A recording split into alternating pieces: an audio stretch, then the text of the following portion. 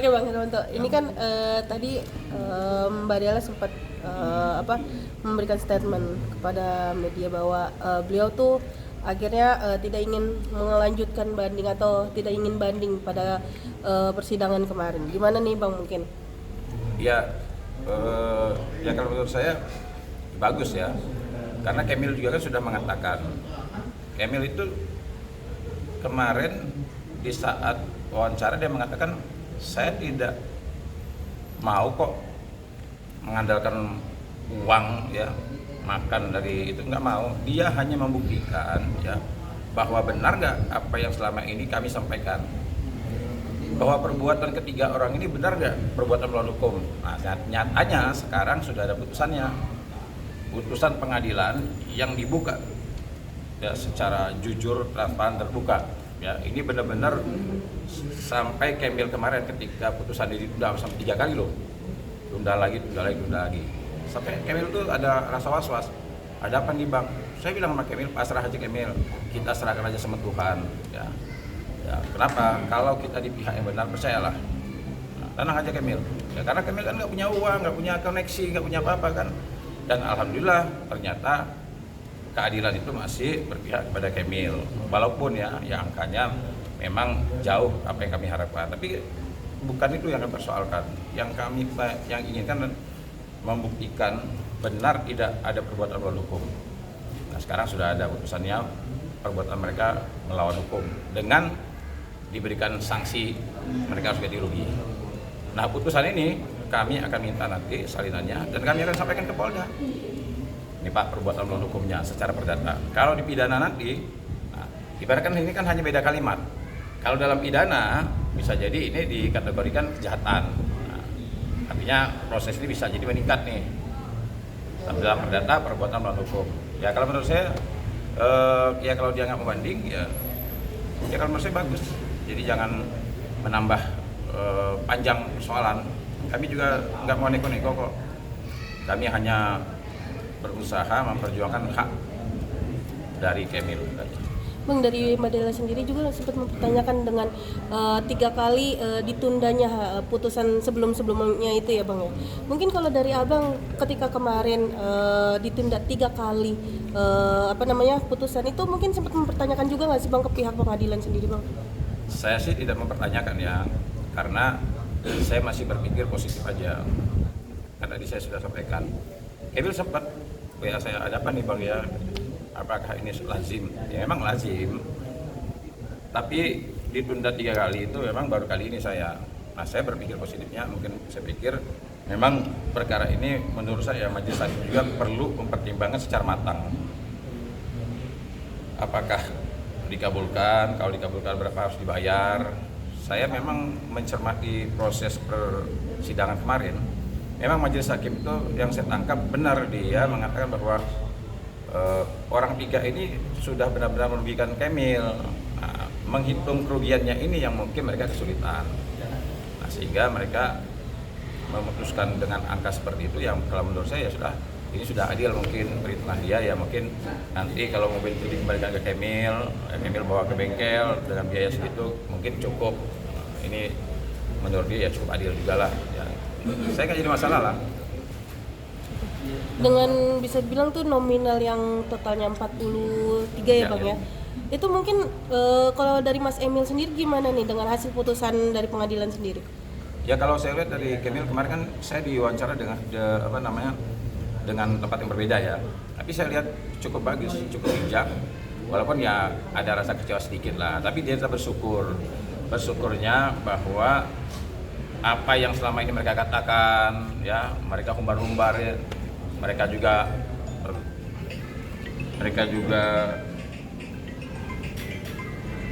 nah gini. Jadi saya melihat jawaban dari Kemil, saya sebagai kuasa hukumnya cukup suka dengan jawaban dia. Dia bersyukur dengan dikabulkannya gugatan ini, walaupun angkanya ya tidak sesuai dengan apa yang dia inginkan. Tapi saya lihat dari bahkan dia sempat meneteskan air mata kan, selama 8 bulan katanya dia berjuang dengan ya dengan sumber daya yang ada lah, ya dengan tertati-tati lah saya lihat Kamil itu. Makanya kemarin ketika saya ditanya mengajukan upaya banding atau tidak, saya memikirkan masalah Kamil aja.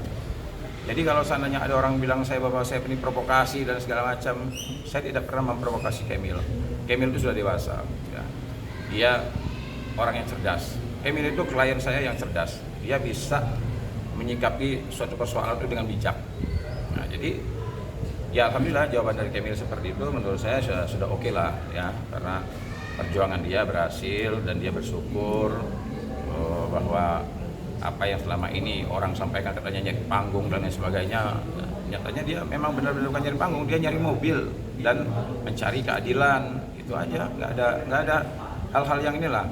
Makanya saya kalau dengar ada orang ngomong saya memprovokasi, saya sering ini dan lain sebagainya, saya katakan begini ya, saya melihat kenapa pada saat saya menyampaikan pendapat saya mengatakan begini, Kamil itu menghubungi Iis Dahlia karena Kamil ini karena didiknya Iis Dahlia, ya, bahkan Iis Dahlia kan menghubungi mereka kan mengatakan itu anak gue tuh, kata Iis Dahlia, udah kembaliin tuh mobilnya tuh. Kenapa Kamil menghubungi Iis Dahlia? Karena Kamil sadar lah, ya mungkin dia artis baru kan, tidak terkenal seperti Della, ya. Jadi ketika dia minta tolong sama Iis Dahlia, agar apa? Agar ada penghormatan terhadap senior. Tapi apa faktanya? Ya, jangankan Kamil,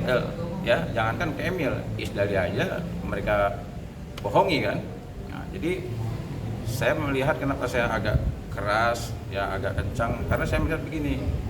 Saya melihat Kamil ini seperti orang dikecili gitu, direndahkan, ya. Datang di pengadilan dengan gaya seperti itu, sombong gitu. Menurut saya jangan sombong. Kesombongan itu akan menjatuhkan kalian nanti. Saya sudah katakan sejak awal, kalau kalian tidak mau jujur, tidak mau menyelesaikan permasalahan ini, percayalah, suatu saat cepat atau lambat kalian akan menghadapi permasalahan hukum yang sangat serius. Nah, ini contohnya sudah satu terjawab. Ada putusan pengadilan yang menyatakan bahwa mereka, ya, tergugat 1, 2, dan 3 melakukan perbuatan melawan hukum. Sanksinya apa? Didenda. Kalau kalian tidak sadar juga, percaya nih omongan saya, nanti di pidananya, ya, bisa jadi, ya, dugaan kuat saya, bisa dikatakan nanti, ya, kemungkinan setelah gelar perkara muncul kesimpulan bahwa ini masuk dalam ranah tindak pidana. Dan ada dendanya lagi. Apa dendanya? Bukan uang, bisa kurungan badan. Nah, jadi menurut saya ucapkan dengan bijak, ya, secara dewasa. Jangan menyerang hal-hal yang menurut saya tidak penting. Gitu.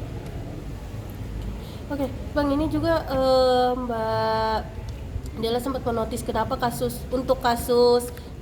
mobil ini justru lebih didahulukan dibandingkan dengan kasus penipuan umroh yang dia hadapin, Bang. Kalau Abang lihat sendiri mungkin seperti apa sih, Bang? Kalau saya melihat begini, bukan mendahulukan ya.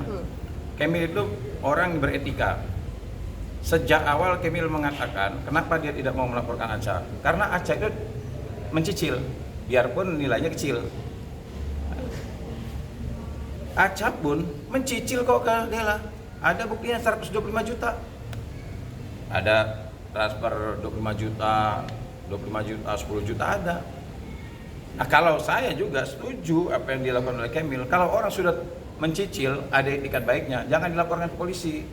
Nah, mereka sudah menerima uang cicilan, melaporkan ke polisi. Nah, seharusnya saya mau bertanya sama mereka nih, mereka ini punya hati nurani nggak? Ada orang punya etikat baik, mau menyelesaikan tanggung jawabnya, kewajibannya, tiba-tiba orang dilaporin, masuk penjara. Nah, Kamil kenapa tidak mau mengutamakan umroh? Si Acanya nyicil, sampai mobil dia aja dipinjam, dibohongin. Kamil kan dibohongin ya sama Aca, dikasih ke Arman sama Della. Arman juga ngebohongin lagi nih. Apa tindakan dari Kamil? Somasi dulu, minta tolong sama Iis Dahlia. Upaya-upaya kekeluargaan itu didahulukan oleh Kamil. Bukan dia tidak mau mendahulukan umrah, bukan. Dia mengambil keputusan dengan bijak. Nah, dengan bijak. Nah, bukan sembrono, bukan asal ngomong aja gitu kan. Kalau mereka kan, ya coba bayangin gini lah. Saya nggak habis pikir ya ketika Arman nge-WA Kemil, ketika Kemil menanyakan bahwa mobilnya belum diterima oleh Aca. Apa jawaban dari si Arman? Penipu, kamu percaya? Ya, kalau dia jujur nggak mungkin nipu. Saat WA itu dikirimkan ke Kemil, saat itu kan dia sedang ngebohongin Kemil. Nah, maksud saya kita berpikir bijak dong. Nah, sekarang Kemil akhirnya menaruh hati sama si Aca. Biarpun dia ngomong, saya benar Kemil, saya benar bohongin kamu, saya nipu kamu. Tapi dalam hal ini saya tidak berbohong. Demi Allah, demi Rasulullah, mobil saya belum terima. Nah, di situ kan Kemil bisa menilai. Sebenarnya saya harus percaya kepada siapa? Orang ini ditanya sama Isdalia katanya sudah mengembalikan. Saya tanya sama orangnya, orang yang belum terima. Saya tanya lagi ke ini katanya kamu percaya sama pembohong. Faktanya begitu kita lapor polisi, ada sepasang suami istri ke Polres Metro Bekasi menyerahkan mobil. Apa artinya? Bulan puasa lagi.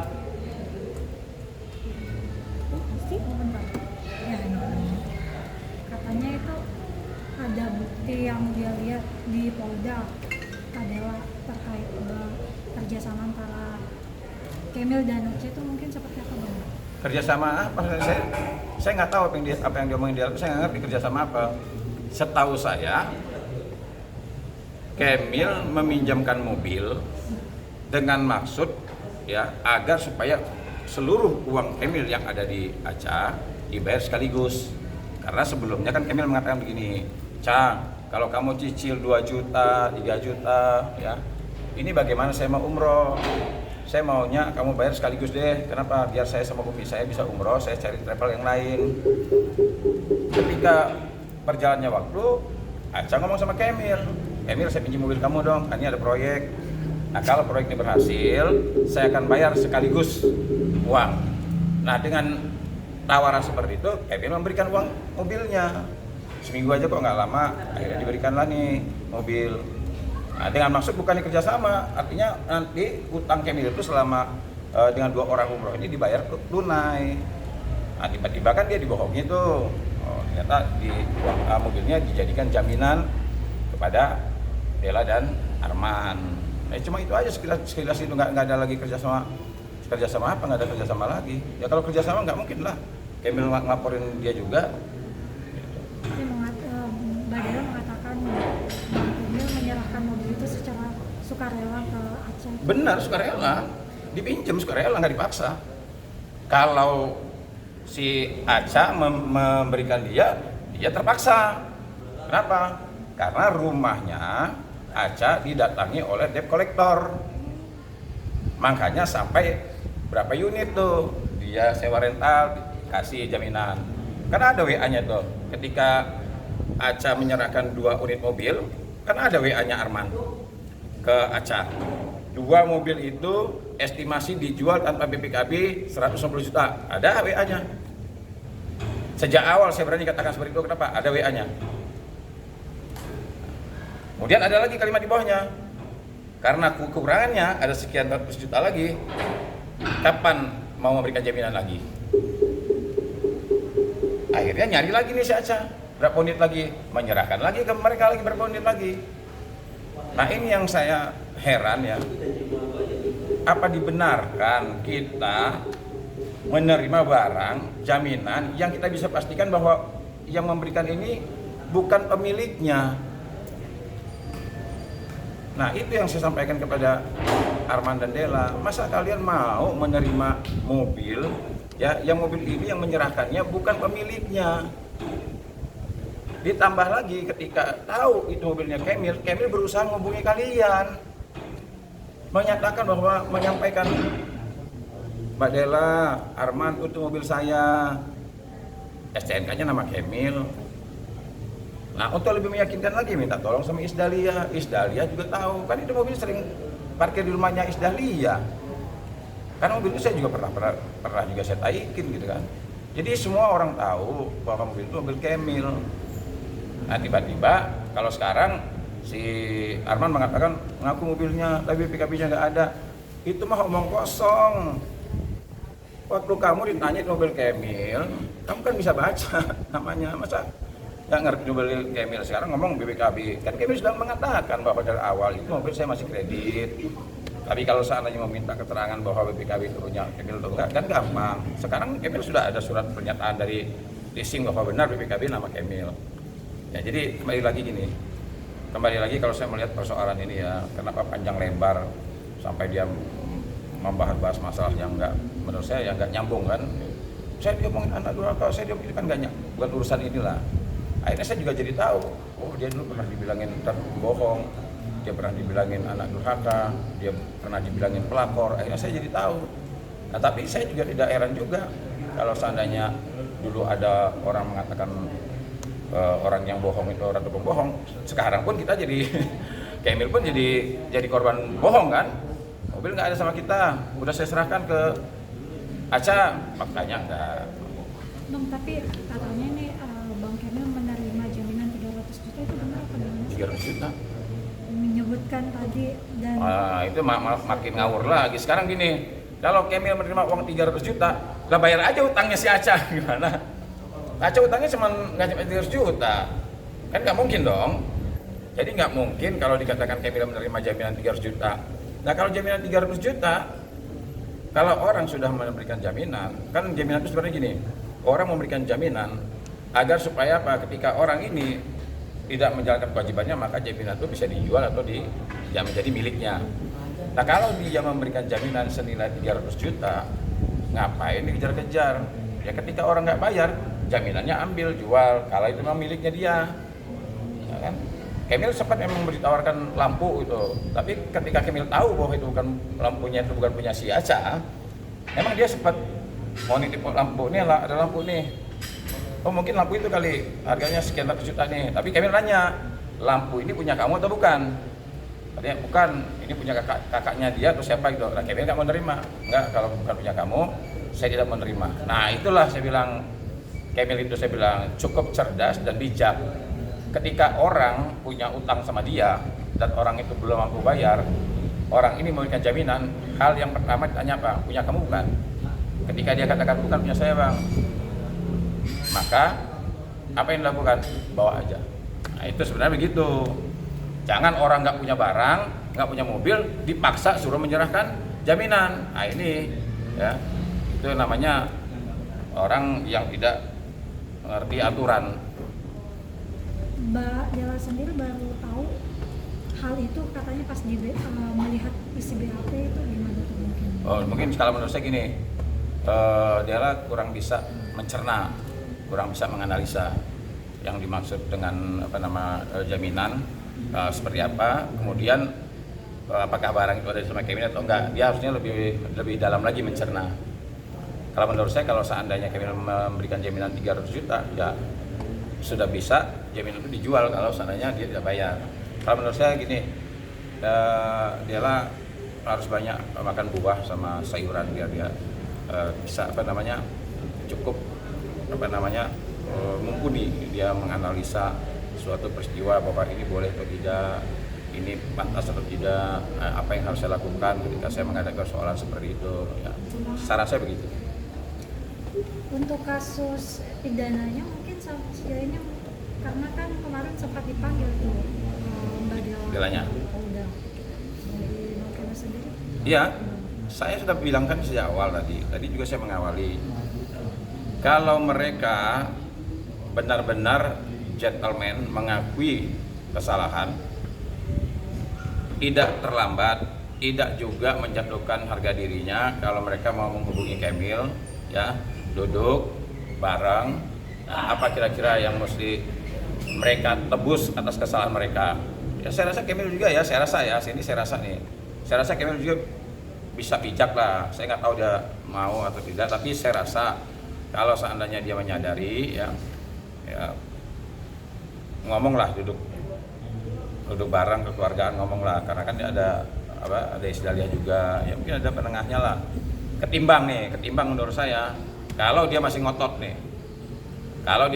juga bahwa saya nggak bersalah, apalagi dia sempat bahas masalah Kemil nerima ini, nerima itu dan sebagainya. Kalau menurut saya jangan. Sekarang dia fokus aja. Sekarang dia ini dilaporkan loh. Ya.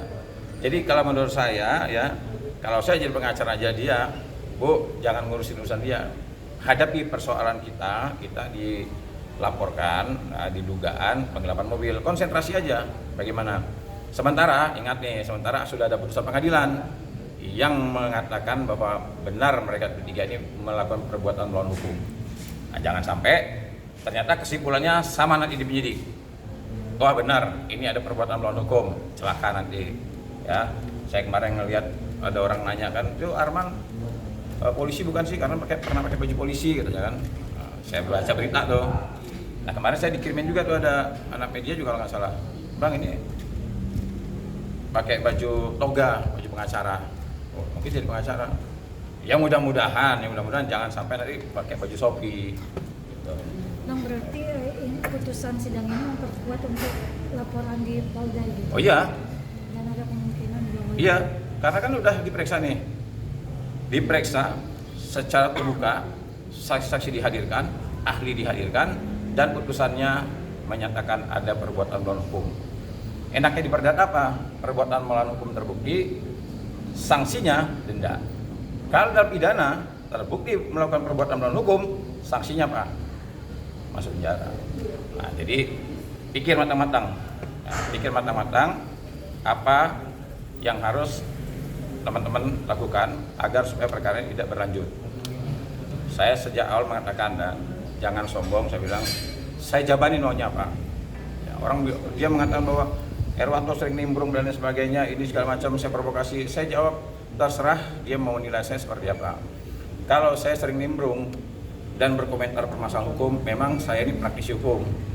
Jadi kejadian peristiwa hukum yang ada di Indonesia, nyatanya, faktanya, media pakai pendapat saya, dan pendapat saya itu diakui se-Indonesia. Ya. Kenapa saya juga semangat bela Kemil? Saya tahu Kemil itu sahabat saya berteman sama Kemil itu udah lama. Saya 2018 tuh umroh bareng sama dia. Kita bareng sama Kemil. Nah, jadi saya melihat Kemil ini seperti orang dikecilin lah. Waktu pertama kali Kemil mau pas somasi aja kan bikin video itu si Dela kan. Ada yang cari panggung nih dan sebagainya. Maksud saya jangan begitu. Ya. Saya seperti saya nih, advokat senior. Ada junior saya umpamanya mungkin dia mau cari panggung dan sebagainya. Itu haknya dia. Ngapain kita komentarin? Toh kita dulu juga begitu. Saya juga sama kok. Dulu juga sebelum saya ibaratnya sering muncul sama, saya juga pengen nimbrung kok. Kita nggak perlu munafik. Ya, artis sama pengacara ini ya. Saya katakan artis sama pengacara ini itu profesi yang pamer. Punya ini pamerin, nanti orang foto pakai tas kalau artis kan. Pakai jam di apa kan. Nah, ada yang pakai ini macam-macam semua itu. Artinya itu tuntutan profesi. Jadi kalau seandainya saya dengar memang Bang abang dibilang begini, bilang begitu, ya nggak apa-apa.